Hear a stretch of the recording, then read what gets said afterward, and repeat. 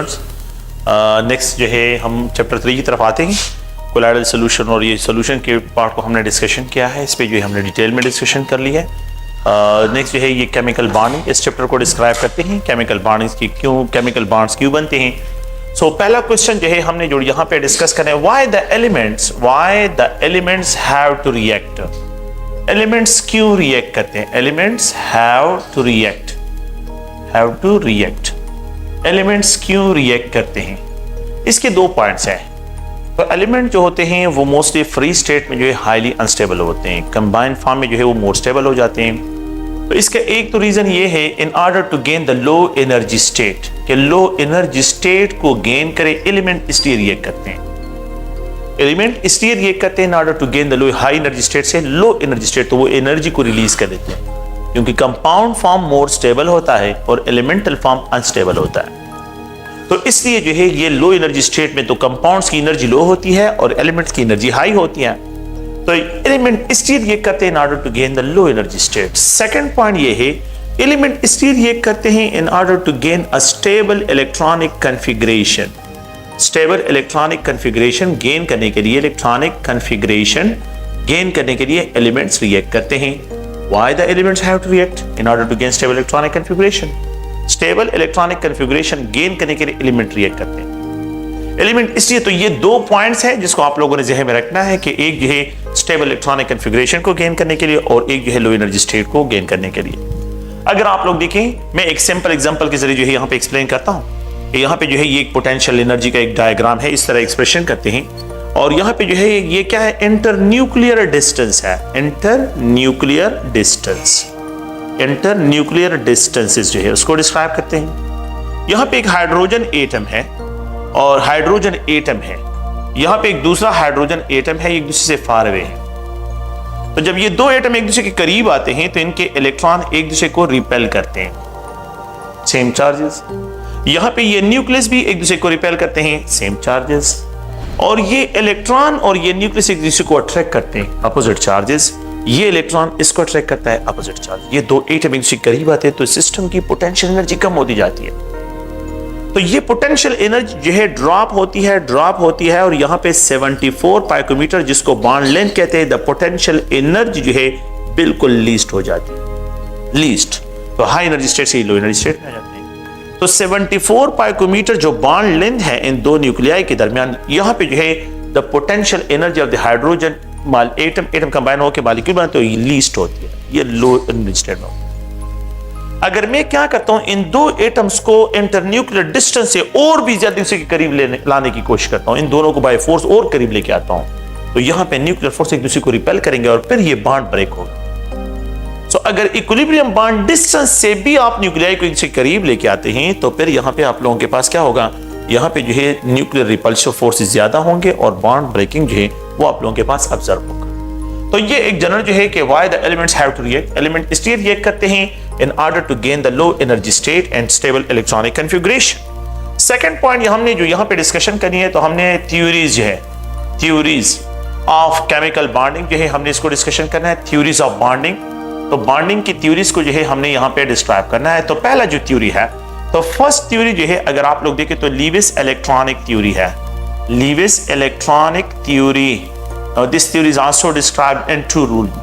एक होता है रूल ऑफ टू, जिसको डबलेट रूल कहते हैं, डबलेट, एंड रूल ऑफ 8, जिसको जो है हम यहाँ पे डिस्क्राइब करते हैं, रूल ऑफ 8 को जो है ऑक्टेट रूल से डिस्क्राइब करते हैं, ऑक्टेट रूल। सो लीविस इलेक्ट्रॉनिक थ्योरी अगर आप लोग देखें क्लासिफाइड इनटू टू रूल्स, ये रूल 2 और रूल 8 जो है इसको यहाँ पे। रूल 2 का मतलब क्या है? अकॉर्डिंग टू दिस थ्योरी कि the elements have to react in order to gain 2 electron in outermost shell.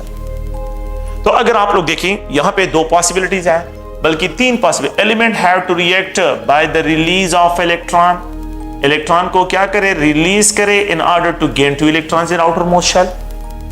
Release of electron जो है इलेक्ट्रॉन को रिलीज करे और जो है क्या करे, 2 इलेक्ट्रॉन जो है आउटर मोस्ट शेल में गेन करे। The element have to gain of electron, कि वो क्या करे, गेन ऑफ इलेक्ट्रॉन करे, इलेक्ट्रॉन को गेन करे in order to gain 2 electron in outermost shell. The elements have to share, या तो शेयर करे इलेक्ट्रॉन्स को, शेयरिंग ऑफ इलेक्ट्रॉन, इलेक्ट्रॉन को क्या करे, शेयर करे। तो शेयरिंग ऑफ इलेक्ट्रॉन से जो है in order to gain 2 electrons in outermost shell, के 2 इलेक्ट्रॉन्स को आउटर मोस्ट शेल में जो है गेन करें। लेट्स सपोज अगर आप देखिए ये लिथियम है, इस यहाँ पे ये 3, यहाँ पे 2 और इसके आउटर मोस्ट शेल में 1 इलेक्ट्रॉन है, ये लिथियम एटम है। अगर ये 1 इलेक्ट्रॉन को रिलीज कर लेता है तो इसके आउटर मोस्ट शेल में ये लिथियम आयन है, तो इसके आउटर मोस्ट शेल में ये 2 इलेक्ट्रॉन आ जाते हैं। इसने 1 इलेक्ट्रॉन को लॉस कर लिया है, ये इलेक्ट्रॉन इसने लॉस कर लिया है, तो रूल ऑफ 2 इस पे अप्लाई होता है लिथियम आयन पे। अगर आप यहां पे देखिए सेकंड पॉइंट में, ये हाइड्रोजन एटम है, इसके आउटर मोस्ट शेल में ये न्यूक्लियस है हाइड्रोजन एटम का, और इसके आउटर मोस्ट शेल में 1 इलेक्ट्रॉन है। अगर ये 1 इलेक्ट्रॉन को गेन कर लेता है तो हाइड्रोजन हाइड्राइड आयन बन जाता है, जिसमें इसके आउटर, अब यहां पे 2 इलेक्ट्रॉन हो गए, तो हाइड्रोजन एटम 1 इलेक्ट्रॉन को गेन करते हैं तो हाइड्राइड आयन बन जाता है, हाइड्रोजन विद नेगेटिव चार्ज। तो इस केस में ये 2 इलेक्ट्रॉन को आउटर मोस्ट शेल में गेन कर देता है, ये इसने गेन कर लिया है। सेकंड पॉइंट क्या है कि ये हाइड्रोजन एटम है, दूसरे हाइड्रोजन एटम के साथ कंबाइन होता है तो 2 इलेक्ट्रॉन इसके आउटर मोस्ट शेल में भी, इसके आउटर मोस्ट शेल में भी, तो इसने 2 इलेक्ट्रॉन आउटर मोस्ट शेल में एक्वायर करे और इससे भी 2 का, तो यहां पे भी रूल, तो ये sharing of electron, sharing, gain of electron और release of electron. Rule of 2 जो है it is applicable on helium, it is applicable on hydrogen molecule, it is applicable on hydride ion, and it is applicable on the lithium ion. This rule is applicable only helium, hydrogen, hydride and lithium. इन पे जो है ये rule क्या होता है, apply होता है, बाकी रेस्ट ऑफ एलिमेंट पे ये अप्लाई नहीं होता। तो फिर उसके लिए एक अनदर रूल की तरफ आते हैं, एंड दैट इज जो है क्या है कि रूल ऑफ 8 है। According to this theory the element have to gain 8 electron in outermost shell in order to release electron, या तो इलेक्ट्रॉन रिलीज करेगा या तो इलेक्ट्रॉन को गेन करेगा, गेन ऑफ इलेक्ट्रॉन करेगा, और या जो है अगर आप देखें तो यहां पे जो है शेयर करेगा, sharing of electron. According to this theory the elements have to release electron in order to gain 8 electron in outermost shell, in order to gain, 1 electron को गेन करता है in order to gain 8 electron in outermost shell, 1 electron को gain करता है, अपने octet को complete कर लेता है, 2 इलेक्ट्रॉन को गेन कर लेता है, अपने ऑक्टेट को कंप्लीट करता है, या इलेक्ट्रॉन को शेयर करता है in order to gain 8 electron in outermost shell। तो इस कंसेप्ट को अगर आप लोग देखें, यहां पे ये सोडियम एटम है, ये सोडियम एटम का न्यूक्लियस है, इसके यहां पे जो है 2, यहां पे 8, यहां पे 1 इलेक्ट्रॉन है, ये सोडियम एटम है, ये इसका न्यूक्लियस है। अगर ये 1 इलेक्ट्रॉन को रिलीज कर लेता है, सोडियम आयन बन जाता है, तो यहां पे इसके आउटर मोस्ट ये न्यूक्लियस है, ये 2 इलेक्ट्रॉन, यहां पे 8, इसने 1 इलेक्ट्रॉन को लॉस कर लिया है, रिलीज कर लिया है, तो इसने 8 इलेक्ट्रॉन गेन कर लिए। ऑक्टेट रूल इस पे अप्लाई होता है। अगर आप लोग देखें तो इसने 1 इलेक्ट्रॉन लॉस किया है। अगर मैं मैग्नीशियम मेटल को देखूं, यहां पे ये मैग्नीशियम मेटल है, मैग्नीशियम ये 2, यहां पे जो है अगर आप देखें तो ये 8 और यहां पे 2 इलेक्ट्रॉन्स हैं। मैग्नीशियम ने मैग्नीशियम आयन में कन्वर्ट होना है, 2 इलेक्ट्रॉन रिलीज करने, तो अगर ये 2 इलेक्ट्रॉन रिलीज करेगा तो इसके आउटर मोस्ट शेल में जो है 8 इलेक्ट्रॉन आ जाएंगे, अगर ये 2 इलेक्ट्रॉन को लॉस करे तो ये जो है 8 इलेक्ट्रॉन आउटर मोस्ट शेल में। तो अकॉर्डिंग टू दिस थ्योरी ये element have to react in order to release 2 electrons, इस केस में 2 इलेक्ट्रॉन्स हो, या 1 इलेक्ट्रॉन रिलीज करे in order to gain 8 electron in outermost shell, 1 electron loss करके 8 electron gain करता है। द नेक्स्ट पॉइंट अगर आप लोग देखें तो यहां पे जो है गेन ऑफ इलेक्ट्रॉन है। The gain of electron, elements have to react in order to gain, 1 electron को वो गेन करता है, तो जब वो गेन करते हैं इन ऑर्डर टू जनरेट, जो है वो क्या करे कि आउटर मोस्ट शेल में 8 इलेक्ट्रॉन गेन करे। तो मैं इस तरह एक्सप्रेशन करता हूं कि ये न्यूक्लियस है, यहां पे ये 2 इलेक्ट्रॉन, यहां पे अगर आप लोग देखें 7 electron in case of fluorine, ये फ्लोरीन एटम है। तो फ्लोरीन एटम अगर 1 इलेक्ट्रॉन को गेन करता है तो फ्लोराइड आयन बनता है। यहां पे जो है ये न्यूक्लियस है, न्यूक्लियस, और यहां पे ये 2, यहां पे ये 8 होगा, तो फ्लोराइड आयन, यहां पे 8 इलेक्ट्रॉन, तो इसने इलेक्ट्रॉन गेन करके जो है ये अपना ऑक्टेट कंप्लीट कर लिया। तो इट गेन ऑफ इलेक्ट्रॉन अपना ऑक्टेट कंप्लीट कर रहा है, ये रिलीज ऑफ इलेक्ट्रॉन अपना ऑक्टेट कंप्लीट कर रहा है। द नेक्स्ट पॉइंट अगर आप लोग देखिए शेयरिंग के लिए, ये फ्लोरीन है, दूसरे फ्लोरीन एटम के साथ कंबाइन है, तो यहां पे जो है अगर आप देखें तो यहां पे 2 इलेक्ट्रॉन्स, तो it gain 8 electron in outermost shell, 8 electron यहां पे ये शेयर कर रहा है, और यहां पे जो है अगर आप लोग देखें 8 इलेक्ट्रॉन यहां पे भी आउटर मोस्ट शेल में एक्वायर कर रहा है। सो आउटर मोस्ट शेल में भी इसके 2 इलेक्ट्रॉन्स, यहाँ 8 इलेक्ट्रॉन्स हैं, ऑक्टेट रूल यहाँ पे भी फॉलो हो रहा है और यहाँ पे भी और 2 इलेक्ट्रॉन को ये शेयर कर रहा है, तो शेयरिंग ऑफ इलेक्ट्रॉन के जरिए अपना ऑक्टेट कंप्लीट कर रहा है। तो यहाँ पे रूल ऑफ 8 फॉलो हो रहा है, यहाँ पे रूल ऑफ 2 फॉलो हो रहा है। The rule of 2 is applicable, rule of 2 जो है ये एप्लीकेबल है हाइड्रोजन, हीलियम और लिथियम आयन पे, while the rule of 8 maximum element पे अप्लाई होता है। लेकिन ये रूल भी आप लोग जो है मेरा क्या ऑथेंटिक रूल नहीं है कि हर एक एलिमेंट्स पे हम क्या करें, इसको जो है अप्लाई करें।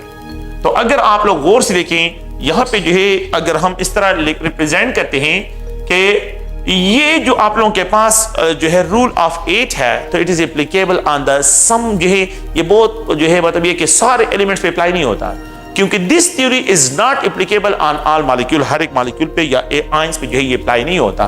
तो फिर उसके लिए हम दूसरी थ्योरीज का जो है सहारा लेते हैं।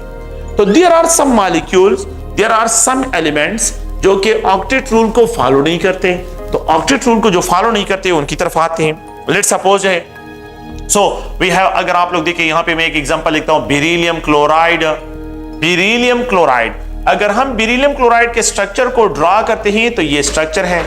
यहां पे आउटर मोस्ट शेल में अगर आप देखें तो क्लोरीन के तो रूल ऑफ 8 फॉलो हो रहा है, इस क्लोरीन के लिए तो रूल ऑफ 8 फॉलो हो रहा है। लेकिन अगर आप इसको देखें कि यहां पे जो बेरिलियम है, इस बेरिलियम को देखें तो इसके आउटर मोस्ट शेल में 4 इलेक्ट्रॉन आ रहे हैं। ये तो रूल ऑफ 8 को फॉलो नहीं कर रहा है, ये रूल ऑफ 8 को फॉलो नहीं कर रहा है, लेकिन ये तो स्टेबल मॉलिक्यूल है बेरिलियम क्लोराइड। ये क्या है, तो ऐसे एलिमेंट जो है अगर आप लोग देखें ना ये रूल ऑफ 2 को फॉलो कर रहा है ना ये रूल ऑफ 8 को, लेकिन ये स्टेबल मॉलिक्यूल है। तो ऐसे एलिमेंट जिसके आउटर मोस्ट शेल में 8 से इलेक्ट्रॉन कम हो, इनको हाइपोवैलेंट एलिमेंट कहते हैं। तो they are described as a hypovalent element, इनको हाइपोवैलेंट एलिमेंट्स कहते हैं। तो these elements are described as a hypovalent element, इनको हाइपोवैलेंट एलिमेंट कहते हैं। These elements are described as a hypovalent element जिसके आउटर मोस्ट शेल में 8 से इलेक्ट्रॉन कम हो और ये स्टेबल। तो यहां पे अगर आप लोग देखें बेरिलियम जो है, अगर आप बोरान ट्राइफ्लोराइड को देखें, बोरान ट्राइफ्लोराइड एग्जांपल, यहां पे 2 electron 2 electron 2 electron 2 electron 2 electron 2 electrons है। यहां पे द नंबर ऑफ इलेक्ट्रॉन जो है अगर आप देखें तो इसके आउटर मोस्ट शेल में अगर आप देखें तो ये 6 इलेक्ट्रॉन, लेकिन यहां पे 8 है, यहां पे 8 है और यहां पे भी 8 इलेक्ट्रॉन्स है। Rule of 8 for the fluorine follow हो रहा है, लेकिन बोरान फॉलो नहीं कर रहा है, बोरान जो है ट्राइफ्लोराइड। अगर आप एल्यूमिनियम क्लोराइड को देखें, एल्यूमिनियम क्लोराइड, इन एल्यूमिनियम क्लोराइड को अगर आप लोग देखें तो यहां पे इलेक्ट्रॉन्स, यहां पे इलेक्ट्रॉन्स, यहां पे इलेक्ट्रॉन, इनके आउटर मोस्ट शेल में अगर आप लोग देखें तो यहां पे 6 इलेक्ट्रॉन्स है और क्लोरीन के केस में अगर आप देखें 8 इलेक्ट्रॉन्स है और यहां पे क्लोरीन के केस में भी 8 इलेक्ट्रॉन्स, यहां पे क्लोरीन के केस में भी 8 इलेक्ट्रॉन जो है आप लोगों के पास, यहां पे 6 इलेक्ट्रॉन है, यहां पे 8 है, यहां पे 8 है। तो एल्यूमिनियम जो है वो ऑक्टेट रूल को फॉलो नहीं कर रहा है, यहां पे इसको हम हाइपो। तो ऐसे एलिमेंट जिसके आउटर मोस्ट शेल में जो है आप लोगों के पास कंपाउंड में 6 इलेक्ट्रॉन या 4 इलेक्ट्रॉन है, मतलब 8 से कम हो, तो ऐसे एलिमेंट्स को हम हाइपोवैलेंट एलिमेंट कहते हैं। No these elements are described as a hypovalent element, इनको हाइपोवैलेंट एलिमेंट डिस्क्राइब करते हैं। Hypovalent element always act as a Lewis acid, क्योंकि ये इलेक्ट्रॉन डिफिशिएंट होते हैं तो they act as a Lewis acid, ये एज अ लीविस एसिड काम करते हैं, इलेक्ट्रॉन डिफिशिएंट होते हैं। No they also act as electrophile, इनको इलेक्ट्रोफाइल भी हम कहते हैं। They are also act as electrophile, ये इलेक्ट्रोफाइल भी काम करते हैं। They act as a Lewis acid, ये Lewis acid काम करते हैं। They act as a electrophile, ये इलेक्ट्रोफाइल भी काम करते हैं। Hypovalent element, no these are the hypovalent element। तो आप लोगों ने याद रखना है कि ये जो है आप लोगों के पास बेरिलियम ग्रुप 2nd एलिमेंट में और यहाँ पे बोरान ग्रुप 3rd एलिमेंट में और यहाँ पे जो है अगर आप लोग देखिए एल्यूमिनियम ग्रुप 3rd एलिमेंट में और अगर आप यहाँ पे गैलियम ग्रुप 3rd एलिमेंट, तो ग्रुप 3rd एलिमेंट्स के कंपाउंड और बेरिलियम के जो कंपाउंड है, नहीं मैग्नीशियम नहीं, कैल्शियम नहीं, क्योंकि वो इलेक्ट्रॉन रिलीज करते, वो शेयर नहीं करते। तो लीविस का जो कंसेप्ट होगा, लीविस इलेक्ट्रॉनिक का जो कंसेप्ट है वो हम यहाँ पे जो है अगर आप लोग देखें तो उसके लिए तो ये बेरिलियम क्लोराइड की बात कर रहा हूं, बेरिलियम क्लोराइड जो है और बोरान पे। No these element are described as a hypovalent element. Periodic table में इन एलिमेंट्स को हम हाइपोवैलेंट एलिमेंट से डिस्क्राइब करते हैं, ये हाइपोवैलेंट एलिमेंट है। अच्छा, अगर फिर इसके बाद हम आ जाते हैं एक बाकी एक ऐसे एलिमेंट्स होते हैं जिनको हम क्या एक्सप्रेशन करते हैं उनके लिए, हाइपरवैलेंट एलिमेंट। एक अनदर एलिमेंट है जो कि ऐसे एलिमेंट जो अपने ऑक्टेट को एक्सटेंड करते हैं, जो अपने ऑक्टेट को क्या करते हैं, एक्सटेंड करते हैं। तो ऐसे एलिमेंट को हम हाइपरवैलेंट एलिमेंट कहते हैं। क्या मतलब है इसका, अगर आप लोग देखें ये हाइड्रोजन है and it combine with phosphorus, ये फास्फोरस के साथ कंबाइन है, तो यहाँ पे जो है PH3, यहाँ पे लोन पेयर ऑफ इलेक्ट्रॉन, ये हाइड्रोजन। मैं यहाँ पे स्ट्रक्चर की बात नहीं कर रहा हूं, मेरे लिए स्ट्रक्चर यहाँ पे कोई इंपॉर्टेंट नहीं है। अगर आप देखें यहाँ पे रूल ऑफ 2 फॉलो हो रहा है, यहाँ पे रूल ऑफ 2 फॉलो हो रहा है, यहाँ पे रूल ऑफ 2 फॉलो हो रहा है, लेकिन अगर आप इन इलेक्ट्रॉन को देखें तो यहाँ पे रूल ऑफ 8 फॉलो हो रहा है फास्फोरस में। तो यहाँ पे दोनों रूल फॉलो हो रहे हैं। With respect to hydrogen rule of 2 follow हो रहा है, विद रिस्पेक्ट टू फास्फोरस जो है रूल ऑफ 8 जो है ये फॉलो हो रहा है। इसी तरह अगर आप लोग देखें तो यहाँ पे ये फास्फोरस ट्रायाक्लोराइड, फास्फोरस ट्रायाक्लोराइड, अगर आप देखें तो यहाँ पे इलेक्ट्रॉन, यहाँ पे इलेक्ट्रॉन, यहाँ पे electron, rule of 8 lone pair phosphorus के साथ प्रेजेंट होते हैं। और यहाँ पे अगर आप लोग देखें क्लोरीन क्लोरीन क्लोरीन, इसके साथ इलेक्ट्रॉन, यहाँ पे क्लोरीन, तो रूल ऑफ 8, यहाँ पे रूल ऑफ 8, और यहाँ पे अगर आप लोग देखें रूल ऑफ 8 फॉलो होता है, और इस केस में भी रूल ऑफ 8 फॉलो होता है। तो यहाँ पे जो है कोई डबलेट रूल नहीं है, सारे एलिमेंट जो है अगर आप देखें तो वो रूल ऑफ 8, इनके आउटर मोशन में जो है 8 इलेक्ट्रॉन्स आ रहे हैं, इन्होंने शेयर किए हैं इलेक्ट्रॉन्स को। लेकिन अगर आप लोग इस फास्फोरस को देखिए, ये फास्फोरस है और इसके साथ जो है फास्फोरस पेंटाक्लोराइड का नाम आप लोगों ने सुना होगा, फास्फोरस पेंटाक्लोराइड। अगर आप देखें तो यहाँ पे जो है ये फास्फोरस पेंटाक्लोराइड है, यहाँ पे 2 इलेक्ट्रॉन, यहाँ पे 2 इलेक्ट्रॉन, यहाँ पे 2 इलेक्ट्रॉन, 2 इलेक्ट्रॉन, 2 इलेक्ट्रॉन, यहाँ पे भी है। इसके आउटर मोशन में अगर आप लोग अब देखें तो यहाँ पे 10 इलेक्ट्रॉन, ये 8 नहीं है। यहाँ पे जो है ये क्या कर रहा है, डिविएट कर रहा है फ्रॉम द ऑक्टेट रूल से, डिविएशन शो कर रहा है। और यहाँ पे अगर आप लोग देखें तो यहाँ पे रूल ऑफ 8 क्लोरीन फॉलो कर रहा है, यहाँ पे रूल ऑफ 8 जो है क्लोरीन फॉलो कर रहा है। लेकिन अगर आप फास्फोरस के इस केस को देखें तो यहाँ पे रूल ऑफ 8 फॉलो नहीं हो रहा है। तो जो एलिमेंट जो है अपने ऑक्टेट को एक्सटेंड करते हैं 8 से, जिसके आउटर मोशन में 8 से ज्यादा इलेक्ट्रॉन हो, ऐसे एलिमेंट को हम हाइपरवैलेंट एलिमेंट कहते हैं। नो फास्फोरस पेंटाक्लोराइड में द फास्फोरस जो है वो ऑक्टेट रूल को फॉलो नहीं कर रहा है, इसके आउटर मोशन में 10 इलेक्ट्रॉन आ रहे हैं। तो इसको हम क्या कहते हैं, इस एलिमेंट को हम हाइपरवैलेंट एलिमेंट से डिस्क्राइब करते हैं। हाइपरवैलेंट एलिमेंट ये क्या है, हाइपरवैलेंट एलिमेंट है सल्फर हेक्साफ्लोराइड, सल्फर हेक्साफ्लोराइड। अगर आप लोग देखें तो ये सल्फर हेक्साफ्लोराइड है और यहाँ पे 2 electron, 2 electron, 2 electron, 2 electron, 2 electron, 2 electron. अगर आप देखें तो इसके आउटर मोशन में 12 इलेक्ट्रॉन्स आते हैं। सल्फर अपने ऑक्टेट को एक्सटेंड करता है। अगर आप देखें फ्लोरीन के केस में जो है, अगर आप देखें तो यहाँ पे रूल ऑफ 8 फॉलो हो रहा है। In case of the fluorine the rule of 8 जो है ये फॉलो हो रहा है, but with respect to sulphur there is no rule of 8। ये नहीं, यहाँ पे ये 12 इलेक्ट्रॉन्स को जो है यहाँ पे आउटर मोशन में है। लेकिन इन केस ऑफ H2S, अगर आप H2S के केस में देखें तो यहाँ पे भी सल्फर है, इसके आउटर मोशन में आप देखिए 2 इलेक्ट्रॉन ये है, 2 इलेक्ट्रॉन ये है, और 2 इलेक्ट्रॉन यहाँ पे जो है ये रूल ऑफ 8 को फॉलो कर रहा है। यहां पे रूल ऑफ 2 भी फॉलो हो रहा है। और इस केस में तो जो एलिमेंट अपने ऑक्टेट को एक्सटेंड करते हैं तो वो जो है ऑक्टेट रूल को फॉलो भी करते हैं और उससे डिविएशन भी शो करते हैं बास कंपाउंड में। तो यहां पे अगर आप लोग देखें, यहां पे ये यूज करता है sp3 हाइब्रिडाइज, और यहां पे ये यूज करता है sp3d2 हाइब्रिडाइज ऑर्बिटल जो है फॉर द हाइब्रिडाइजेशन। यहां पे ये यूज करता है फास्फोरस ट्राइक्लोराइड में sp3 हाइब्रिडाइज ऑर्बिटल को, लेकिन फास्फोरस पेंटाक्लोराइड में it use sp3d hybridize orbital को यूज करता है फॉर द बॉन्ड फॉर्मेशन। तो जब हाइब्रिडाइजेशन में आप लोगों के पास d ऑर्बिटल की इन्वॉल्वमेंट आ जाती है, तो ऐसे एलिमेंट जो अपने d ऑर्बिटल को इन्वॉल्व करते हैं, तो ऐसे एलिमेंट हाइपरवैलेंट एलिमेंट जो है यहां पे डिस्क्राइब होते हैं और अपने जो ऑक्टेट को क्या करते हैं, एक्सटेंड करते हैं। अगर आप लोग देखें तो इसमें कौन से एलिमेंट इन्वॉल्व होंगे, तो यहाँ पे बोरान है, एल्यूमिनियम है, कार्बन फैमिली, सिलिकॉन फैमिली, ये ऑक्टेट रूल को फॉलो करते हैं। नाइट्रोजन, ऑक्सीजन, ये भी ऑक्टेट रूल को, फ्लोरीन हर जगह पे ऑक्टेट रूल, और नियान तो आप लोगों को पता है कि यहाँ पे इसके आउटर मोशन में 8 इलेक्ट्रॉन जो है ये प्रेजेंट होते हैं। लेकिन नाइट्रोजन से बिलो फास्फोरस, यहाँ पे सल्फर, ये क्लोरीन, यहाँ पे ब्रोमीन, यहाँ पे आयोडीन, यहाँ पे सिलीनियम, अगर आप लोग देखें सिलीनियम, और यहाँ पे अगर आप लोग देखें यहाँ पे इसको डिस्क्राइब करते हो आर्सेनिक। तो ऐसे एलिमेंट जो है जिनके आउटर मोस्ट शेल में जो है अगर आप लोग देखें डी ऑर्बिटल की इन्वॉल्वमेंट आ जाए, मतलब ये है कि ये पीरियड थर्ड एलिमेंट्स हो, पीरियड थर्ड एलिमेंट्स, लेकिन पीरियड थर्ड एलिमेंट्स हो नाइट्रोजन से बिलो हो, ऑक्सीजन से बिलो और फ्लोरीन से बिलो। ये सब के सब एलिमेंट हाइपरवैलेंट एलिमेंट हैं और ये अपने ऑक्टेट को एक्सटेंड करते हैं due to the involvement of D orbital की इन्वॉल्वमेंट की वजह से। तो यहाँ पे जो है अगर आप लोग देखें तो दे अपने ऑक्टेट को एक्सटेंड करते हैं। तो मैं अगर आप लोगों को इस तरह का क्वेश्चन कहूं कि which of the following element जो है डू नॉट फॉलो जो है, अगर आप लोग गौर से देखें तो यहाँ पे the compound where the octet rule are deviated, where the octet rule is violated, the compound where the octet rule of 8 octet rule जो है या rule of 8 is violated, अगर आप लोग देखें is not followed तो A है, B है, C है और D है। अगर आप लोग देखें तो यहाँ पे बेरिलियम क्लोराइड, मैं यहाँ पे बेरिलियम को मैंने भी डिस्कस कर लिया। यहाँ पे एल्यूमिनियम क्लोराइड, यहाँ पे एक्सप्रेशन करता हूँ, एल्यूमिनियम को भी अब मैंने डिस्कस कर लिया। और यहाँ पे फास्फोरस पेंटाक्लोराइड है। तो ऑल ऑफ द एबो इसका आंसर होगा।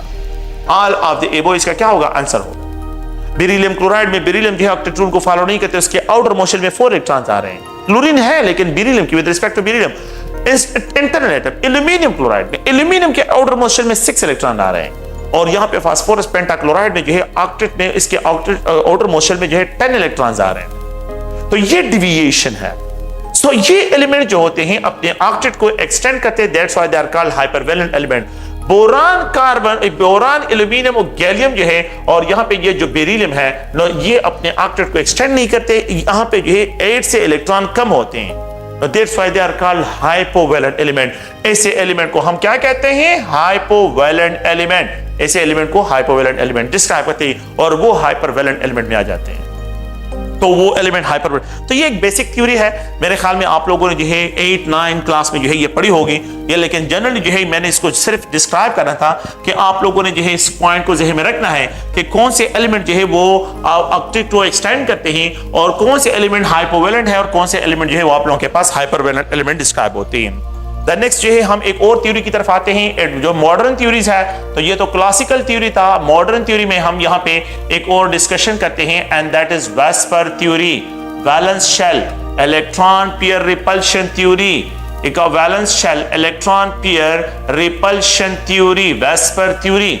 तो VSEPR valence shell electron pair repulsion theory, according to this theory के the electron in the valence shell arrange in such a way the electrons in outermost shell in valence shell, electrons in valence shell arranged in such a way, shell arranged in such a way in order to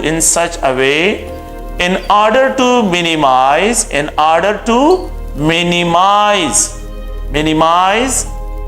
the repulsion। के क्या करें? minimize the repulsion and maximize। तो जितना जो है repulsion कम होगा, it means electron के दरमियान इलेक्ट्रॉनिक रिपल्शन जितना कम से कम होगा तो इट मींस वहां पे डिस्टेंसेस ज्यादा होंगे। तो in order to minimise the repulsion and maximises the distances और इनके दरमियान जो डिस्टेंसेस है उसको मैक्सिमाइज करना है। तो ये पहला स्टेटमेंट है अकॉर्डिंग टू दिस थ्योरी कि द वैलेंस शेल में जो इलेक्ट्रॉन्स होते हैं they are arranged around the central atom in such a way, arranged in such a way in order to minimize the repulsion and maximize the distances। Second point ये है कि यहाँ पे जो है वैलेंस शेल में 2 किस्म के इलेक्ट्रॉन्स होते हैं, कि लोन पेयर ऑफ इलेक्ट्रॉन्स होते हैं और एक वैलेंस शेल। तो मैं आप लोगों से lone pair repulsion is greater than the lone pair bond pair repulsion and lone pair bond pair repulsion is greater than the bond pair repulsion है। आप लोग इस स्टेटमेंट को देखिए, इसका मतलब क्या है कि लोन पेयर ऑफ इलेक्ट्रॉन्स क्या है। आप लोगों ने इस पॉइंट को ज़हन में रखना है कि ये बेरिलियम है और यहाँ पे जो है ये क्लोरीन है, इस पॉइंट को ज़हन में रखें। ये जो है अगर आप लोग देखें ये बी है, बेरिलियम एटम है, एटम ए है और ये एटम बी है और यहाँ पे ये एटम बी है। 2 एटम इसमें है, एक सेंट्रल एटम है और 2 टर्मिनल एटम है। आप लोग इस पॉइंट को देखिए, इसमें एक सेंट्रल एटम है और 2 जो है इसमें टर्मिनल एटम है, 2 टर्मिनल एटम।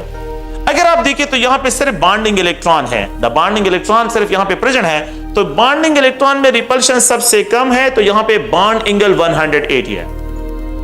अगर आप लोग देखें, मैं एक और एग्जांपल को यहाँ पे डिस्कशन करता हूं और वो क्या है कि यहाँ पे अगर आप लोगों के पास ये स्टेनस है तो ये जो है क्लोराइड है, स्टेनस क्लोराइड है। यहाँ पे अगर आप लोग देखें, यहाँ पे ये लोन पेयर ऑफ इलेक्ट्रॉन है, बल्कि स्टेनस क्लोराइड की जगह अगर मैं यहाँ पे सल्फर डाइऑक्साइड लिख दूं तो मेरे ख्याल में आप लोगों के लिए ज्यादा जो है फायदा देगा कि यहाँ पे जो है अगर आप देखिए ये ऑक्सीजन, सल्फर डाइऑक्साइड, ये सल्फर डाइऑक्साइड है और इस सल्फर डाइऑक्साइड पे जो है यहाँ पे एक लोन पेयर ऑफ इलेक्ट्रॉन है, तो यहाँ पे लोन पेयर ऑफ इलेक्ट्रॉन और ये बॉन्ड पेयर ऑफ इलेक्ट्रॉन्स है, इलेक्ट्रॉन्स लोन पेयर और ये बॉन्ड पेयर है। तो यहाँ पे अगर आप देखिए सिर्फ बॉन्ड पेयर ऑफ इलेक्ट्रॉन्स है और यहाँ पे lone pair and bond pair of interaction है। द एटम का क्या है, एक एटम दूसरा एटम और ये थर्ड एटम, तो द नंबर ऑफ एटम बिल्कुल सेम है, नंबर ऑफ एटम को मैंने चेंज नहीं किया, सिर्फ इलेक्ट्रॉन पेयर चेंज आ रहे हैं। और वो क्या है, ऐसे electron which are under the influence of two nuclei are called bond pair of electrons. In the type of electron which are under the influence of a single nuclei is called lone pair of electron, उसको lone pair of electron कहते हैं। The type of electron which are under the influence of a single nuclei is known as lone pair of electron. In the type of electron which are under the influence of two nuclei के under हो तो ऐसे electron को हम bond pair of electrons कहते हैं। अगर आप लोग देखें तो यहां पे लोन पेयर बॉन्ड पेयर है, एटम 1 2 3 एटम सेम है। अगर मैं यहां पे एक और एग्जांपल को ड्रा करता हूं तो ये वाटर है, यहां पे लोन पेयर ऑफ इलेक्ट्रॉन्स और ये हाइड्रोजन है। ये अगर आप देखें तो ये लोन पेयर ऑफ इलेक्ट्रॉन जो है यहां पे प्रेजेंट है। एटम नेम सेम है बिल्कुल, 1 2 3 the number of atom same, लेकिन the lone pair of electron different है।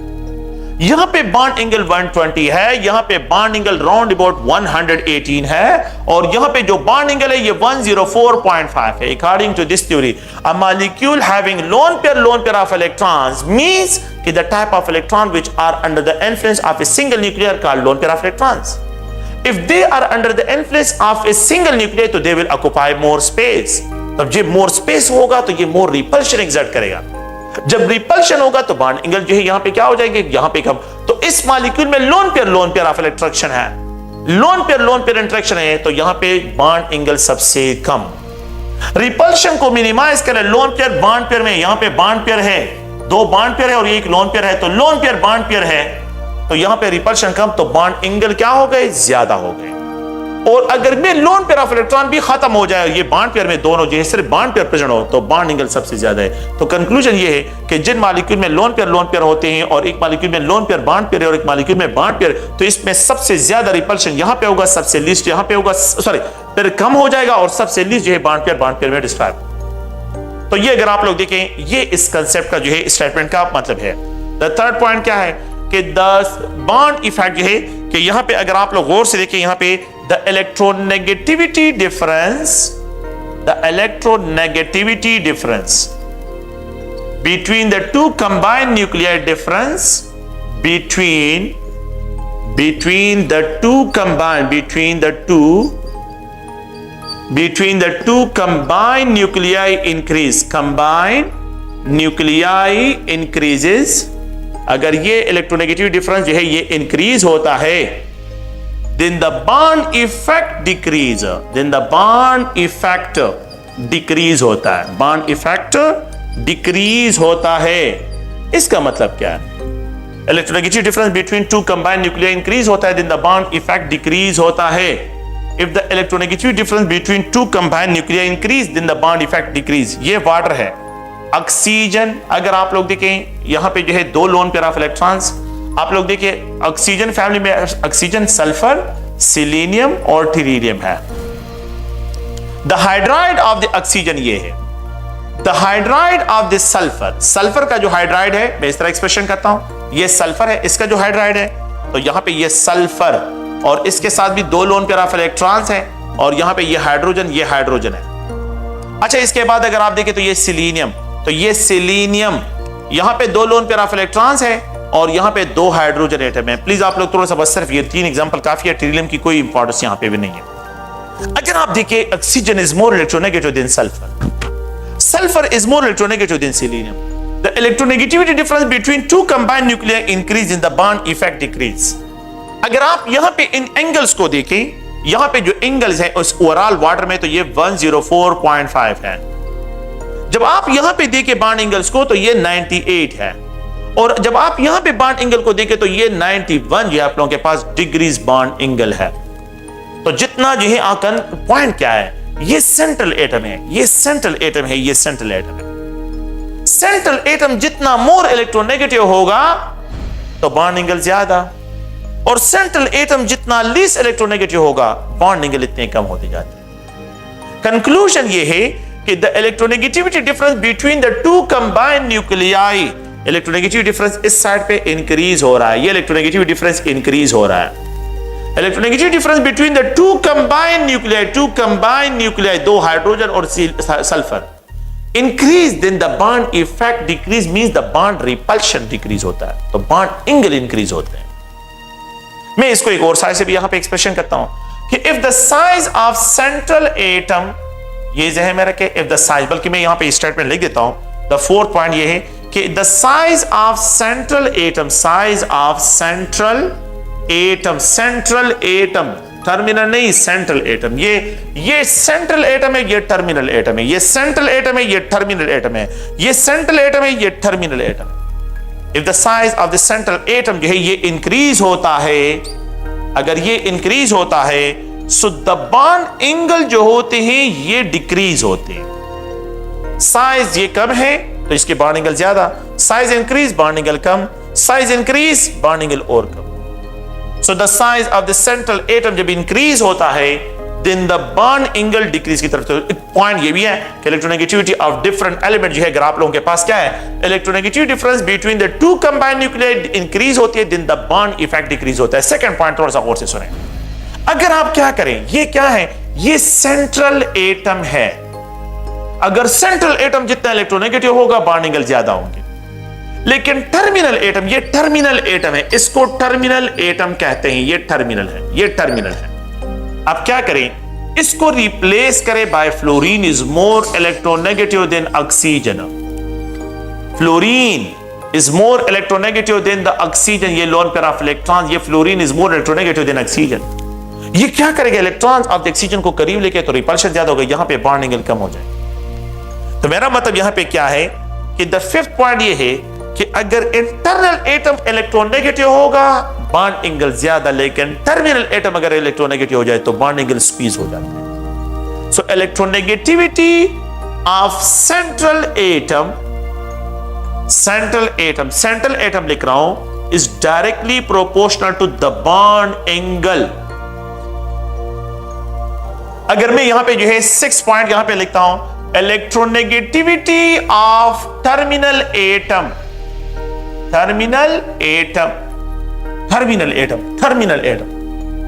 is inversely proportional to the bond angle।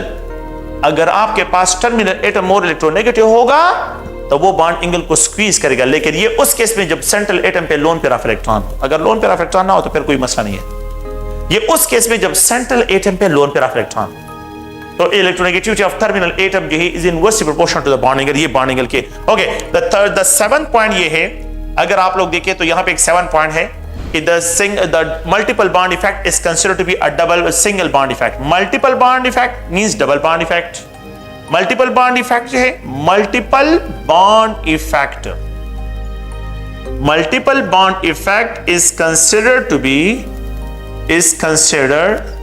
B a single bond effect। इसको जो है सिंगल बॉन्ड इफेक्ट ही डिस्क्राइब किया जाएगा। Multiple bond effect is considered to be a single bond effect, इसको जो है सिंगल बॉन्ड इफेक्ट से डिस्क्राइब करते हैं। इस स्टेटमेंट का मतलब क्या है, अगर आप लोग देखें, क्योंकि मल्टीपल बॉन्ड जो होता है वो भी under the influence of 2 nuclei होता है, तो मैं इस तरह एक्सप्रेशन इसकी कर लेता हूं कि ये कार्बन है, ऑक्सीजन के साथ डबल बॉन्डेड है, ऑक्सीजन के साथ डबल बॉन्ड है, द बॉन्ड एंगल आर 180। ये जो है बेरिलियम है तो ये क्लोरीन के साथ कनेक्टेड है, यहां पे जो है द बॉन्ड एंगल आर 180। अगर मल्टीपल बॉन्ड एंगल को चेंज करता तो फिर कार्बन डाइऑक्साइड का स्ट्रक्चर लीनियर नहीं होता। लेकिन अगर आप मल्टीपल बॉन्ड इफेक्ट को देखें तो मल्टीपल बॉन्ड का इफेक्ट जो है is considered to be a single bond effect. इसका मतलब ये कि ये दो इलेक्ट्रॉन जो pi electron more space occupy करते हैं, लेकिन क्योंकि they are under the influence of 2 nuclei तो इससे उनका इफेक्ट क्या होता है, वो सिंगल बॉन्ड इफेक्ट ही कंसीडर किया जाएगा। So multiple bond effect is considered to be a single bond effect. इसको आप लोगों ने ज़हन में रखना है। द 8 पॉइंट क्या है कि the overall geometry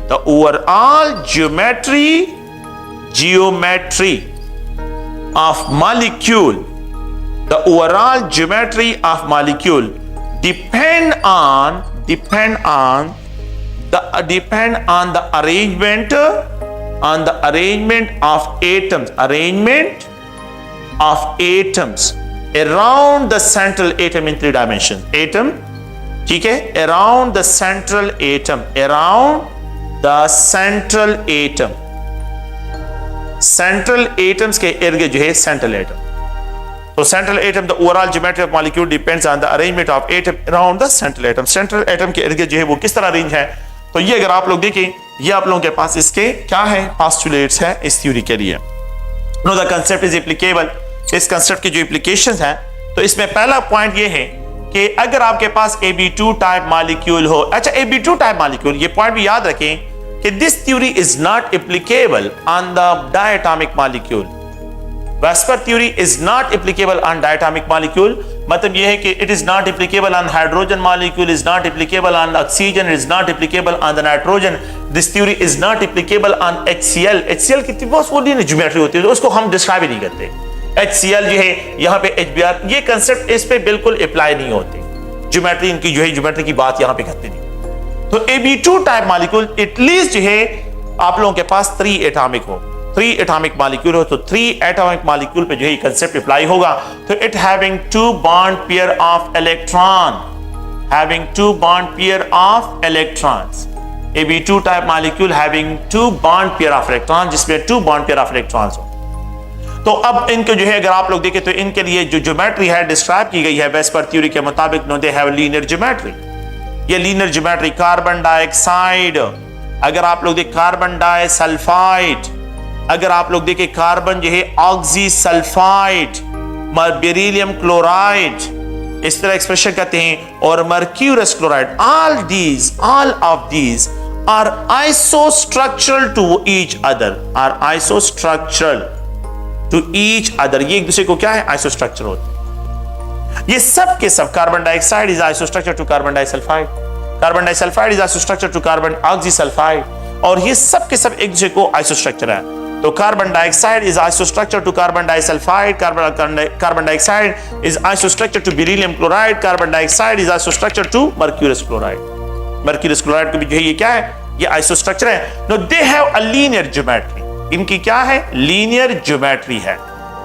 they have a linear geometry and the bond angle जो होते हैं, बॉन्ड एंगल अगर आप देखें तो द बॉन्ड एंगल यहां पे 180 है. द बॉन्ड एंगल आर 180, इसमें जो है बॉन्ड एंगल्स हैं तो ये 180 है. And the third point, the central atom का जो हाइब्रिडाइजेशन स्टेट है वो sp हाइब्रिडाइज होगा. सो द सेंट्रल एटम जो है वो sp हाइब्रिडाइज जो है आप लोगों के पास का हाइब्रिडाइजेशन स्टेट है. So the hybridization state of the central atom is a, और ये इसके एग्जांपल है, आप लोगों ने प्लीज इन एग्जांपल को याद रखना है. We can also write is a nitronium. अगर हम नाइट्रोनियम आयन को एक्सप्रेस करते हैं तो एक आयन है नाइट्रोनियम, वो भी आप लोगों के पास लीनियर ज्योमेट्री रिक्वायर कर लेता है. नाइट्रोनियम में हम इस तरह एक्सप्रेशन करते हैं, नाइट्रोजन डाइऑक्साइड नहीं, nitronium. No it having also a linear geometry, इसकी भी ज्योमेट्री आइसोस्ट्रक्चर टू इस वन है. ओके, एक और मॉलिक्यूल है जिसको हम Ab2 type molecule with a single lone pair of electron express करते हैं. Single lone pair of electron, जिसमें 2 बॉन्ड पेयर ऑफ इलेक्ट्रॉन्स हैं, जिसमें 2 बॉन्ड पेयर ऑफ इलेक्ट्रॉन्स और अ single lone pair of electrons है, और 1 उसमें क्या है, लोन पेयर ऑफ इलेक्ट्रॉन्स है. Ab2 type molecule with the 2 bond pair of electrons and 1 जो है with 2 bond pair and 1 lone pair of electrons है. तो अगर मैं इसकी एक्सप्रेशन करता हूं तो यहां पे ये लोन पेयर ऑफ इलेक्ट्रॉन्स और यहां पे ये B है और ये B है. ये लोन पेयर ऑफ इलेक्ट्रॉन जो है इन इलेक्ट्रॉन को, बॉन्ड पेयर ऑफ इलेक्ट्रॉन को डिविएट करते हैं फ्रॉम लीनियर पोजीशन से, इसको डिविएट करते हैं.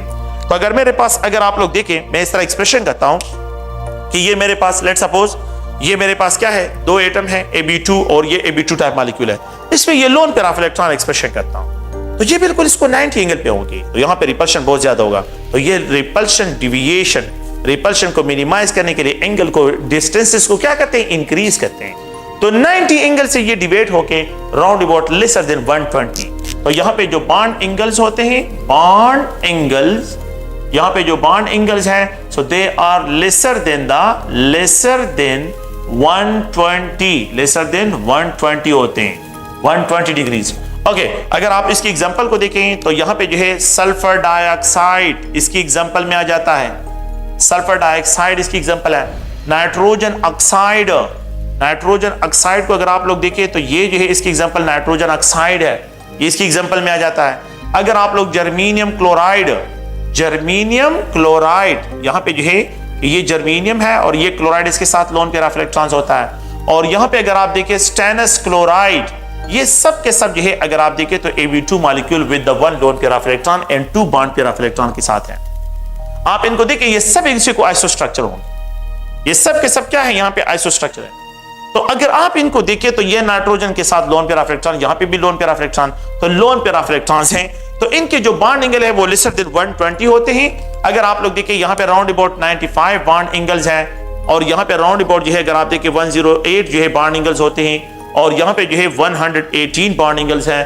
और अगर आप इसको देखें तो ये राउंड अबाउट 118, इसके भी जो है 118.3 जो है राउंड अबाउट इसके भी बॉन्ड एंगल्स हैं। लेकिन ये बॉन्ड एंगल यहां पे इसके लिए इतनी इंपॉर्टेंट नहीं है। तो यहां पे अगर आप लोग देखिए इनकी जो है आप लोगों के पास जो ज्योमेट्री होगी, ज्योमेट्री अब यहां पे ये जो लोन पेयर ऑफ इलेक्ट्रॉन्स हैं, ये पॉइंट याद रखें। अगर मैं इनके स्ट्रक्चर को जो है दो किस्म की ज्योमेट्री होती है, एक हाइब्रिडाइजेशन ज्योमेट्री है और एक जो है आप लोगों के पास जिसको इलेक्ट्रॉनिक ज्योमेट्री भी कहते हैं, और एक जो है वो आप लोगों के पास स्ट्रक्चर ज्योमेट्री है।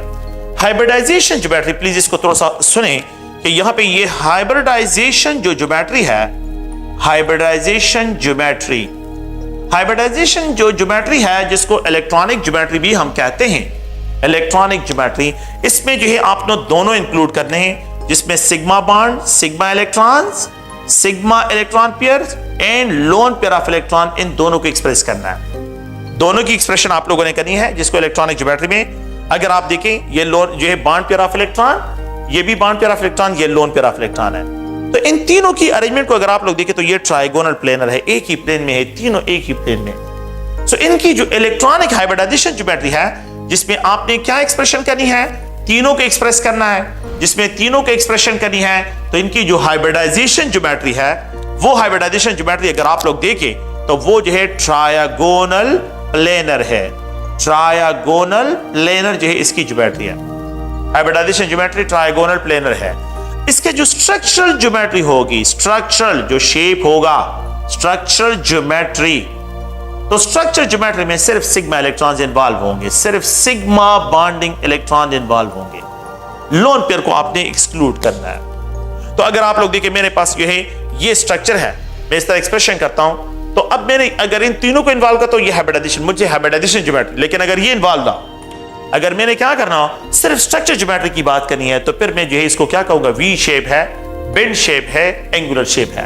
तो इसकी जो स्ट्रक्चर ज्योमेट्री है ये वी शेप है। अगर आप लोग देखें इसकी जो स्ट्रक्चर ज्योमेट्री है ये एंगुलर शेप भी इसको कहते हैं, एंगुलर शेप भी इसको कहते हैं, और इसको जो है अगर आप लोग देखें तो यहां पे बेंड शेप भी इसको कहते हैं, bend shape, we shape, angular shape, bend shape, ये तीनों वर्ड इसके लिए इस्तेमाल होते हैं।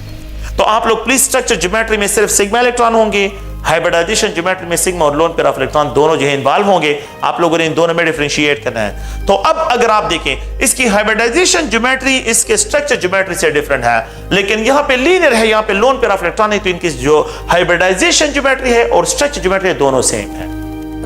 तो इन case of Ab2 type molecule having no lone pair of electron, so they have और से सुने, they have linear geometry, they have linear जो है ज्योमेट्री, तो लीनियर ज्योमेट्री है, और ये हाइब्रिडाइजेशन ज्योमेट्री भी है, हाइब्रिडाइजेशन एंड प्लस जो है यहां पे स्ट्रक्चर ज्योमेट्री, ये दोनों इसके क्या है, स्ट्रक्चर ज्योमेट्री, ये दोनों सेम है, but in case of the lone pair of electron hybridization geometry is different. तो आप लोग देखें तो यहां पे जो हाइब्रिडाइजेशन ज्योमेट्री है, हाइब्रिडाइजेशन तो द बॉन्ड एंगल जो है लेसर देन 120 होंगे, और यहां पे the hybridization state of the central atom is sp2, ये sp2 डिस्क्राइब होगा। The hybridization state of the car जो एलिमेंट होगा वो यहां पे sp2 हाइब्रिडाइज है, ये डिस्क्राइब होगा, और ये इसकी एग्जांपल है। तो ऑल ऑफ दीज आर, इसके क्या है, ये इसके एग्जांपल है having a loan pair of electron, जिसमें लोन पेयर ऑफ इलेक्ट्रॉन जो है यहां पे प्रेजेंट है। ओके, तो एक having a single lone pair of electron हो, और यहां पे जो है दो बॉन्ड पेयर ऑफ इलेक्ट्रॉन्स है। अच्छा, एक और मॉलिक्यूल है जिसको Ab2 type molecule with the 2 loan pair of electron discuss करते हैं। Ab2 type molecule with the 2 loan pair of electrons, Ab2 type molecule with the 2 loan pair of electrons, अगर हम ये डिस्कशन यहां पे करते हैं, तो अब यहां पे हम क्या करते हैं, अगर आप देखें तो ये A है और इसके साथ लोन पेयर ऑफ इलेक्ट्रॉन यहां पे है, और ये B यहां पे जो है ये B है, तो दो जो है इसके साथ B कनेक्टेड है और ये दो जो है इसके साथ लोन पेयर ऑफ इलेक्ट्रॉन है, Ab2 molecule with the 2 loan pair of electrons, Ab2 molecule with the 2 loan pair of electrons. ये 2 लोन पेयर ऑफ इलेक्ट्रॉन जो है यहां पे आप लोगों के पास प्रेजेंट है। अब अगर आप लोग इस स्ट्रक्चर को देखें और यहां पे जो है एक लोन पेयर ऑफ इलेक्ट्रॉन है, यहां पे 2 लोन पेयर ऑफ इलेक्ट्रॉन, तो लोन पे रिपल्शन ज्यादा है, तो यहां पे जो है आप लोगों के पास डिविएशन ज्यादा होगा। इस स्ट्रक्चर को अगर आप लोग देखें तो इसकी एग्जांपल जो है ये वाटर मॉलिक्यूल, अगर आप देखें ये वाटर मॉलिक्यूल है इसकी एग्जांपल। इसकी एग्जांपल में अगर आप लोग देखें तो यहां पे मैं एक्सप्रेशन करता हूं H2S है, यहां पे ये है अगर आप देखें H2S है, यहां पे अगर आप देखें तो सेलेनियम हाइड्राइड है, और अगर आप देखें तो टीरिलियम हाइड्राइड है, इसके साथ भी जो है लोन पेयर ऑफ इलेक्ट्रॉन्स है, टीरिलियम हाइड्राइड और सेलेनियम हाइड्राइड, ये टीरिलियम हाइड्राइड है। आप लोग देखें तो यहां पे Ab2 molecule with the 2 loan pair of electrons, Ab2 molecule with the 2 loan pair of electrons, ये Ab2 molecule with the 2 loan pair of electrons है। अगर आप लोग देखें जब सेंट्रल एटम का साइज इंक्रीज हो रहा है, मैंने अभी आप लोगों को बताया ये 104.5, ये 98 है, ये 91 राउंड अबाउट 92 और ये 89 पे जो है आप लोगों के पास यहां पे डिग्रीज आ जाते हैं एंगल्स। सेंट्रल एटम का साइज जितना इंक्रीज होता जाता है बॉन्ड एंगल डिक्रीज होते जाते हैं। सेंट्रल एटम का साइज जितना इंक्रीज होता जाता है बॉन्ड एंगल जो है, ये टर्मिनल एटम है, ये क्या है टर्मिनल एटम, तो ये टर्मिनल एटम है और ये सेंट्रल एटम है। इसको हमने इससे पहले जो है जो डिस्कशन की है वो अगर आप लोगों को याद हो तो मैंने कहा कि इलेक्ट्रोनेगेटिविटी डिफरेंस बिटवीन 2 कंबाइन, या आप लोग इस तरह भी आसान लैंग्वेज में कि सेंट्रल एटम का साइज जितना इंक्रीज होता है आप लोगों के पास बॉन्ड एंगल जो है ये डिक्रीज होते हैं। ये सेंट्रल एटम है। Central atom sulphur is greater, cerium इससे भी ज्यादा है और टीरियम जो है इससे भी ज्यादा, टीरियम सबसे ज्यादा है साइज में। तो अगर आप यहां से यहां पे आते हैं तो यहां पे आप लोगों के पास साइज इंक्रीज, तो टर्मिनल एटम जो है जब साइज वही है लेकिन सेंट्रल एटम का साइज इंक्रीज हो रहा है तो आप लोगों के पास बॉन्ड एंगल डिक्रीज हो रहे हैं। अच्छा, तो इनकी जो हाइब्रिडाइजेशन ज्योमेट्री होगी प्लीज आप लोग देखें। हाइब्रिडाइजेशन ज्योमेट्री ये है टेट्राहेड्रॉन। हाइब्रिडाइजेशन ज्योमेट्री इसकी क्या है, हाइब्रिडाइजेशन ज्योमेट्री इसकी टेट्राहेड्रल है, टेट्राहेड्रल ये इसकी हाइब्रिडाइजेशन ज्योमेट्री है।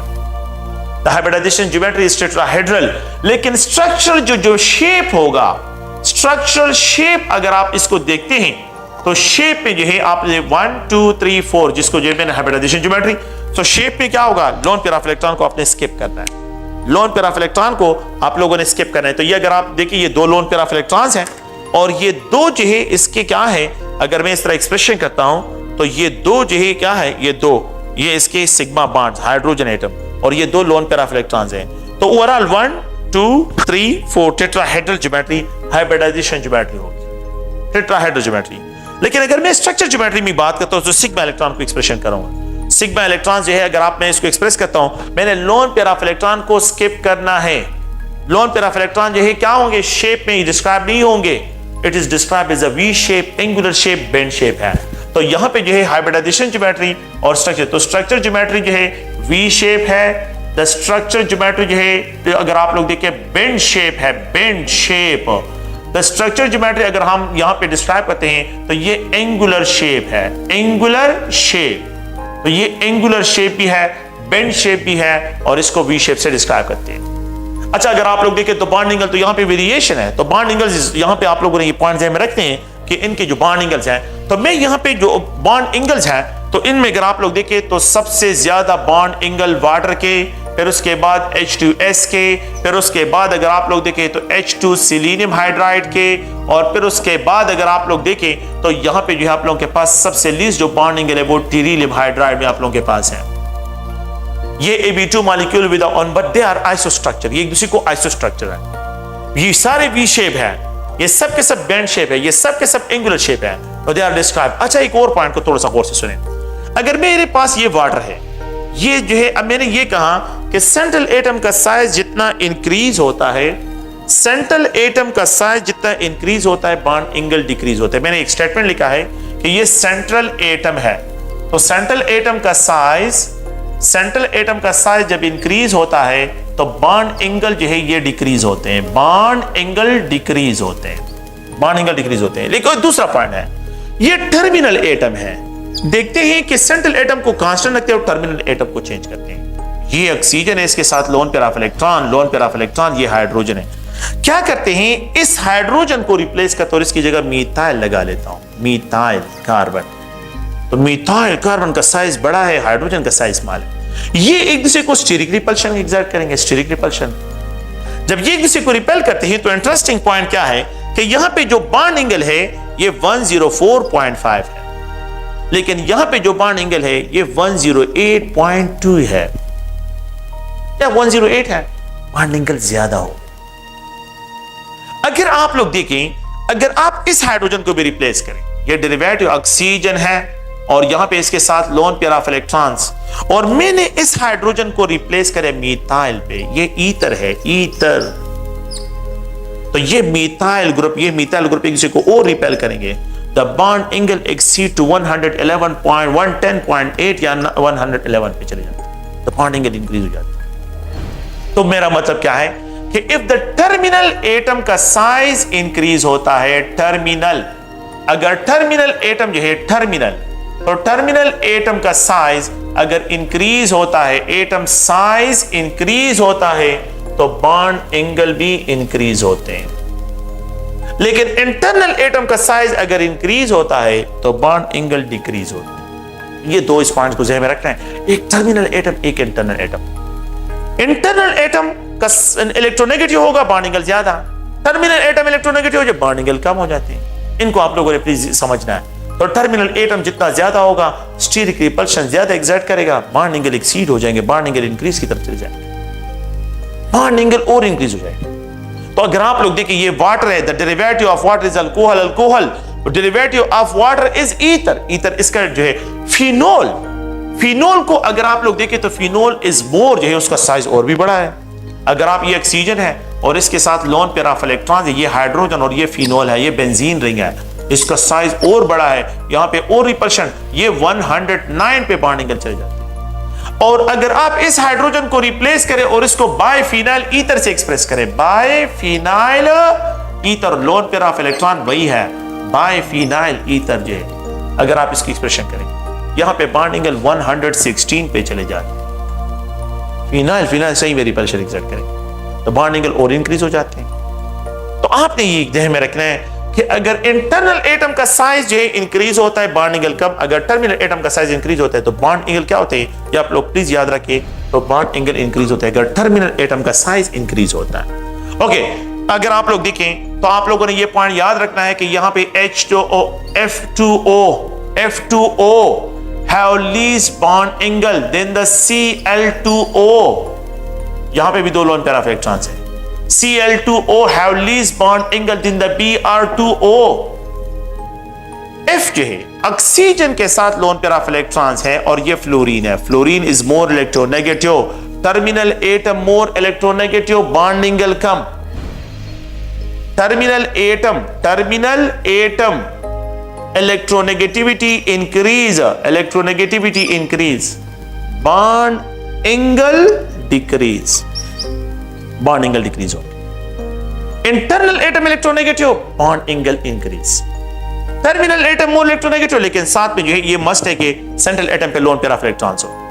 तो अगर मैं यहां पे एक्सप्रेशन करूं कि ऑक्सीजन और इसके साथ lone pair of electrons और ये क्लोरीन एटम है, तो chlorine is least electronegative while fluorine is more electronegative, तो यहां पे बॉन्ड एंगल्स यहां पे कम, यहां पे जो है क्या होंगे, यहां पे ज्यादा होंगे। तो मैंने सबसे ज्यादा Br2O, फिर उसके बाद Cl2O और सबसे लीस्ट बॉन्ड एंगल जो है F2O। ठीक है, तो आप लोगों ने प्लीज इनको ज़हन में रखना है कि तो यहां पे जो है Ab2 molecule with the 2 loan pair of electrons, तो इनको आप लोगों ने प्लीज ज़हन में रखना है। ये मॉलिक्यूल्स ऐसे हैं जिसमें Ab2 type molecule with the 2 loan pair of electrons जो है इनको डिस्क्राइब करते हैं। एक अनदर मॉलिक्यूल है जिसको हम यहाँ पे डिस्कशन करते हैं, Ab3 type molecule with no lone pair of electron. तो 3 बॉन्ड पेयर ऑफ इलेक्ट्रॉन्स हैं, bond pair of electrons with no lone pair of electrons, यहाँ पे कोई लोन पेयर ऑफ इलेक्ट्रॉन्स नहीं, बस ये सिंपल स्ट्रेट फॉरवर्ड है। अगर आप लोग देखें तो इनको अगर मैं एक्सप्रेशन करता हूं तो यहाँ पे एल्यूमिनियम क्लोराइड इसकी एग्जांपल में आ जाता है। अगर मैं इसकी एक्सप्रेशन करता हूं तो यहाँ पे जो है boron trifluoride,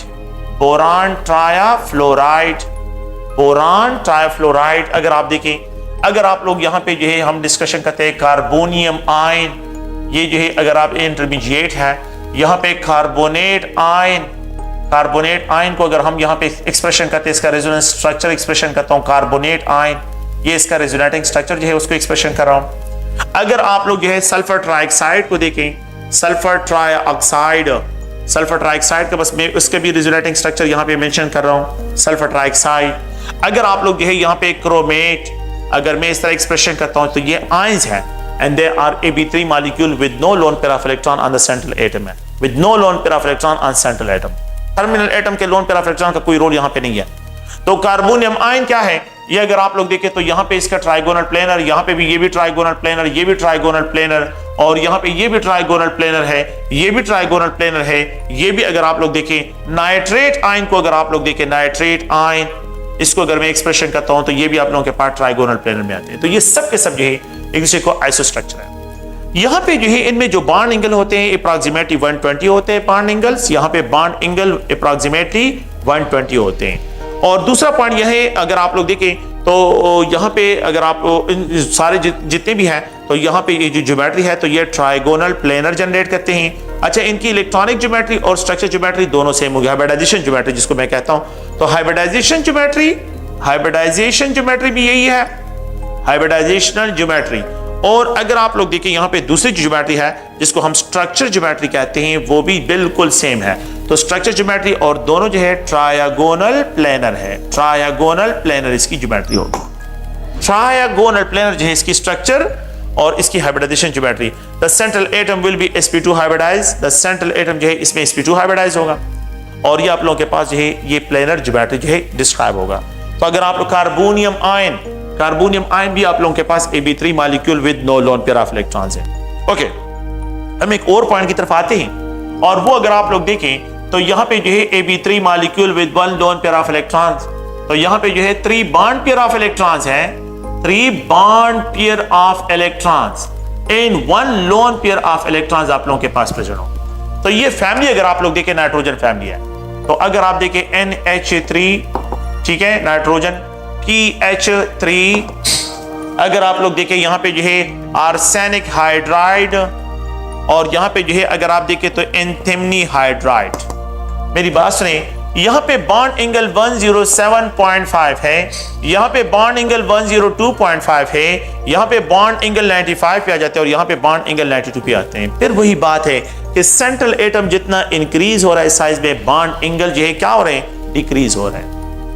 the bond angle यहाँ पे डिक्रीज और यहाँ पे जो है सबसे ज्यादा है। तो इन केस ऑफ द हाइड्राइड में अमोनिया का अगर आप लोग देखें बॉन्ड एंगल ज्यादा देन द PH3 का बॉन्ड एंगल ज्यादा देन द आर्सेनिक हाइड्राइड का बॉन्ड एंगल ज्यादा देन द एंथिमनी हाइड्राइड। तो सबसे लीस्ट बॉन्ड एंगल यहाँ पे आप लोगों के पास हो।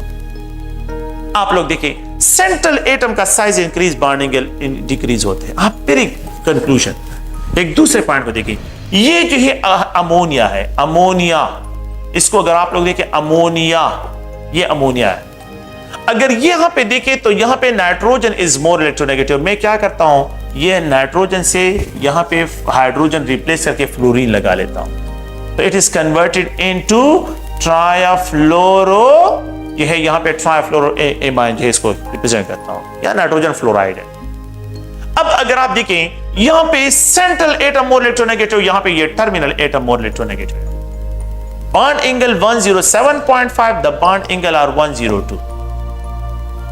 Internal atom more electronegative, bond angle ज्यादा, terminal atom more electronegative, bond angle कम, क्योंकि वो लोन पेयर ऑफ इलेक्ट्रॉन को उसके करीब लेके आ जाते हैं, जिसके इफेक्ट बहुत ज्यादा हो जाते हैं, जिसकी वजह से बॉन्ड एंगल जो है वो कम हो जाता है। तो अगर आप लोग देखें तो यहां पे NF3 में बॉन्ड एंगल जो है, और अगर मैं इस तरह एक्सप्रेशन करूं कि यहां पे ये NCl3 है तो अब इसकी इलेक्ट्रोनेगेटिविटी कम, तो यहां पे बॉन्ड एंगल ज्यादा। और अगर मैं यहां पे ये लिख दूं कि NBr3 तो यहां पे जो है आप लोगों के पास बॉन्ड एंगल और इंक्रीज। और अगर मैं यहां पे ये लिख दूं कि यहां पे Ni3 तो बॉन्ड एंगल यहां पे सबसे ज्यादा होंगे, यहां पे ज्यादा, यहां पे ज्यादा, यहां पे ज्यादा होंगे। सबसे लीस्ट बॉन्ड एंगल यहां पे होंगे और सबसे मैक्सिमम Ni3 में होंगे, क्योंकि इलेक्ट्रोनेगेटिविटी डिफरेंस जो है टर्मिनल एटम की इलेक्ट्रोनेगेटिविटी डिफरेंस कम हो रहा है। तो ये अगर आप देखें इसमें सबसे ज्यादा बॉन्ड एंगल Ni3 का होगा, फिर उसके बाद NBr3 का होगा, फिर उसके बाद NCl3 का होगा, और फिर उसके बाद NF3 के जो है बॉन्ड एंगल जो है यहां पे डिस्क्राइब होंगे। तो आपने टर्मिनल एटम को और इंटरनल एटम्स की जो है पहचान रखनी है, इनकी पहचान को आप लोगों ने रखना है। अच्छा, अब अगर आप लोग देखिए एक दूसरे पॉइंट से मैं इसको डिस्क्राइब करता हूं और वो दूसरे एंगल से इसकी डिस्क्रिप्शन करते हैं। अगर आप लोग देखिए मैंने यहां पे लिखा है, अब एक और टर्मिनल एटम का साइज देखते हैं। ये नाइट्रोजन है, ये हाइड्रोजन, ये हाइड्रोजन, ये हाइड्रोजन, अमोनिया 107.5। इसको क्या करता हूं, यहां से हाइड्रोजन रिप्लेस करता हूं, इसकी जगह प्राइमरी एमाइन। देखिए प्राइमरी एमाइन ये इसको क्या करता है, रिपेल करता है। यहां पे steric repulsion and terminal atom का साइज बढ़ा रहा हूं। The bond angle are increase 108। अगर ये सेकेंडरी एमाइन हो जाए तो 2 मिथाइल ग्रुप, तो बॉन्ड एंगल और इंक्रीज, और अगर ये टर्शियरी एमाइन हो जाए तो द बॉन्ड एंगल सही में इंक्रीज हो जाएंगे, बॉन्ड एंगल और भी इंक्रीज हो जाएंगे। अब कंक्लूजन क्या है कि tertiary amine have more bond angle than secondary, secondary have more than the primary, and primary have more than ammonia. अगर इस तरह कंपैरिजन करता हूं तो टर्मिनल एटम का साइज इंक्रीज होगा, बॉन्ड एंगल इंक्रीज होंगे, इंटरनल एटम का साइज इंक्रीज होगा, तो बॉन्ड एंगल जो है वो आप लोगों के पास इंटरनल एटम को देखना है और टर्मिनल एटम को। टर्मिनल एटम का साइज बढ़ रहा है तो वो क्या करेगा, repulsion of the lone pair को मिनिमाइज करेगा, बॉन्ड एंगल को इंक्रीज करेगा। लेकिन इंटरनल एटम, अगर आप टर्मिनल एटम को जो है डिक्रीज करते हैं, टर्मिनल एटम का साइज जितना कम होता है तो बॉन्ड एंगल जो है कम हो रहा है। तो आप लोग प्लीज ध्यान में रखें कि यहां पे मिथाइल ग्रुप जो है यहां पे अटैच कर रहा हूं, तो बॉन्ड एंगल क्या हो रहा है, वो आप लोगों के पास इंक्रीज जो है। तो ये आप लोगों ने प्लीज इनको ध्यान में रखना है। और ये Ab2 मॉलिक्यूल। अच्छा, इसके लिए जो ज्योमेट्री होगी, electronic geometry, hybridization geometry, hybrid no the hybridization geometry जो है, हाइब्रिडाइजेशन ज्योमेट्री, हाइब्रिडाइजेशन ज्योमेट्री में अगर हम देखते हैं तो यहां पे जो हाइब्रिडाइजेशन ज्योमेट्री है तो ये टेट्राहेड्रल है, टेट्राहेड्रल है। It having a tetrahedral geometry, having a tetrahedral geometry. लेकिन अगर मैं स्ट्रक्चरल ज्योमेट्री की तरफ आता हूं, स्ट्रक्चर ज्योमेट्री, स्ट्रक्चर ज्योमेट्री क्या होगी, द स्ट्रक्चरल ज्योमेट्री, तो वो अगर आप लोग देखें तो इस तरह एक्सप्रेशन करते हैं। हाइब्रिडाइजेशन ज्योमेट्री को आप लोग देखें, मैं इस तरह एक्सप्रेशन करता हूं। ये हाइब्रिडाइजेशन, ये यहां पे इलेक्ट्रॉन, ये इलेक्ट्रॉन, और ये लोन पेयर ऑफ इलेक्ट्रॉन्स है। ये जो है, ये जो रेड एक्सप्रेशन कर रहा है, ये लोन पेयर ऑफ इलेक्ट्रॉन्स की जो है एक्सप्रेशन कर रहा है, लोन पेयर ऑफ इलेक्ट्रॉन्स को, लोन पेयर ऑफ इलेक्ट्रॉन्स 1 2 3 4। तो ये टेट्राहेड्रल है। अब अगर मैं इससे loan pair of electron remove करूं, 1 2 3, trigonal pyramidal. So the structure geometry is a trigonal pyramidal. ये trigonal pyramidal है। The central atom is sp3 hybridized. ये central atom sp3 hybridized है। Central atom is sp3 hybridized। और bond angles को तो मैंने मुख्तलिफ जगह पे डिस्कशन किया। और bond angle अमोनिया के केस पे जो है ये 107.5 ये आप लोगों के पास होंगे। Okay, if we have to treat the ammonia, अगर मैं अमोनिया को क्या करता हूं, इसके साथ लोन पेयर ऑफ इलेक्ट्रॉन, इसको ट्रीट करता हूं एसिडिक मीडिया में, so it is converted into ammonium, and if it is treated with a strong base, ये प्रोटॉन लॉस करे, it is converted into amide. ये ऑर्गेनिक केमिस्ट्री का amide नहीं है, IMIDE, ठीक है, ये amide, and it is converted into ammonium. ये क्या है, अमोनियम है, और ये अमोनिया है, अमोनिया, और वो अमोनियम, और ये एमाइड है। यहां पे नाइट्रोजन पे 2 लोन पेयर ऑफ इलेक्ट्रॉन हो गए, यहां पे नाइट्रोजन पे 1 है और यहां पे लोन पेयर ऑफ इलेक्ट्रॉन नहीं है, तो सबसे ज्यादा बॉन्ड एंगल 109.5, यहां पे जो है 107.5, और ये राउंड अबाउट 104 पे 0.5 पे आ जाए। तो the number of lone pair of electron on the central atom increase, bond angle decrease. The number of lone pair of electrons are converted into bond pair of electron, the bond angle increase. When ammonia is treated with acid, the bond angle are slightly increase. Bond angle क्या हो जाती है, increase हो जाती है, क्योंकि अब यहां पे जो है क्या नहीं है, यहां पे तो lone pair of electron नहीं है, यहां पे लोन पेयर ऑफ इलेक्ट्रॉन है तो रिपल्शन है तो बाहर निकलता है, और यहां पे आप लोगों के पास, तो ये आप लोगों के पास ये सिचुएशन है कि अगर आप लोग और से सुने। नेक्स्ट है अगर हम यहां पे डिस्कशन करते हैं तो एक अनदर है जिसको AB4 टाइप मॉलिक्यूल कहते हैं। AB4 ये मेरे ख्याल में आपको पता है कि टेट्राहेड्रल ज्योमेट्री इसकी होगी, टेट्राहेड्रल, ठीक है, टेट्राहेड्रल जो है इसकी ज्योमेट्री है, ओके। और यहाँ पे इनकी जो है इलेक्ट्रॉनिक ज्योमेट्री और हाइब्रिडाइजेशन ज्योमेट्री बिल्कुल सेम होती है। sp3 हाइब्रिडाइज होंगे, sp3 हाइब्रिडाइज जो है आप लोगों के पास है, central atom will be sp3 hybridize. अच्छा, इसकी जो एग्जांपल है तो CH4 है, CH4 है। अगर आप लोग देखिए यहाँ पे जो है सल्फेट आयन इसको एक्सप्रेशन कर लेते हैं, और थर्ड वन जो है अगर आप लोग देखिए ये अमोनियम आयन जो है इसके लिए एक्सप्रेशन करते हैं। कार्बन टेट्राक्लोराइड जो आप लोगों के पास एग्जांपल आते हैं। तो ये कार्बन है और यहाँ पे A है, यहाँ पे लेट्स सपोज हाइड्रोजन लेते हैं, हाइड्रोजन लेते हैं, हाइड्रोजन लेते हैं, हाइड्रोजन, तो ये आप लोगों के पास सेंट्रल एटम ये एक्सप्रेशन करते हैं। टेट्राहेड्रल इसकी ज्योमेट्री होगी, ये sp3 हाइब्रिडाइज होगा, ठीक है। तो आप लोगों ने प्लीज इन पॉइंट्स को याद रखना है। यहाँ पे वैलेंस बॉन्ड थ्योरी के जो कंसेप्ट है आप लोगों के यहाँ तक है। बाकी जो है हमने इसकी ज्योमेट्री को डिस्कशन किया, AB5 को मैंने डिस्कस किया है आप लोगों के साथ, AB5 को, और मैंने AB6 को भी डिस्कस किया है अगर आपको याद हो। तो हमने जो है इसको सेकंड ईयर के सेकंड चैप्टर में जो है इसको डिस्कस किया है, ठीक है। ओके, थैंक यू, शुक्रिया।